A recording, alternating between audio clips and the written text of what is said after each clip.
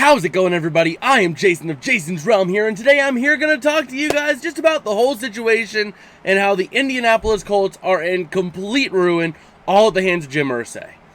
Now, before I begin, I do want to preface this. Normally, I'm not really a big hater of Jim Irsay, follow him on Twitter. He seems like a chill guy, but this year, things have just really gone off the rails for him, and it's hurting the Indianapolis Colts in more ways than are imaginable. Before we dive into this, I want to hear from you guys. What do you guys think about the whole Indianapolis Colts situation with Kareem Hunt, Jonathan Taylor, and Jim Irsay? Let me know in the comments below. I want to hear what you guys have to say, and I will get back to every one of you guys who leaves a comment. Alright, so some background before we begin here. Currently, the Indianapolis Colts owner is Jim Irsay. He is basically the owner of the team. He runs the whole organization. Now, they do have a star-studded running back, a top 5 running back in Jonathan Taylor, which is insane to think about. They're looking to add another running back to that core. But, Jonathan Taylor is a really good running back. Now, you also have in the picture Kareem Hunt. He used to be a top running back with the Chiefs, got into some trouble, went to the Browns, didn't really do much, and now he's a free agent. He was visiting with the Saints earlier this week, and now there is rumors that he left without a contract. He's going to visit Indianapolis. Why? I don't know. But the big problem of the fact of the matter is the Colts have Jonathan Taylor right now. I don't know why you're saying you're not going to pay Jonathan Taylor, but you're willing to bring in Alvin Kamara. This is basically Jim Irsay giving a big middle finger to Jonathan Taylor, which is really not going to go well.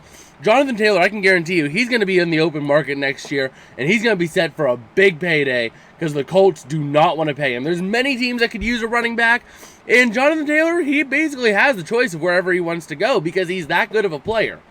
And the Colts, because they're trying to not pay Jonathan Taylor, they're screwing themselves. That team, you have Anthony Richardson, Michael Pittman Jr., you have some solid offensive weapons, and Jonathan Taylor. That defense could use a little bit of help here and there, but they're overall an all-right team.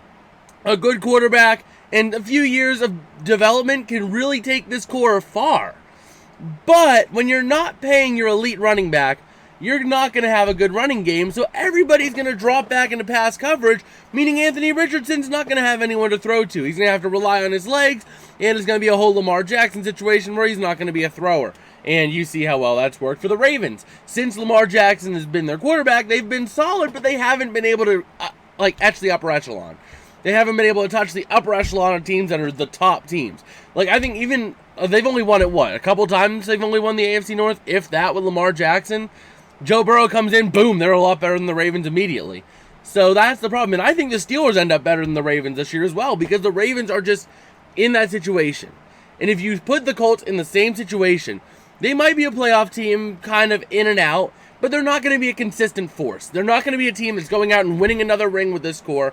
And if you don't give them a good running back, if you don't keep Jonathan Taylor, I can guarantee you, if you don't keep Taylor and you don't get yourself a good running back, whether it be free agency or the draft, you're not going to win a ring with Richardson. Richardson, he has the ability to win a ring.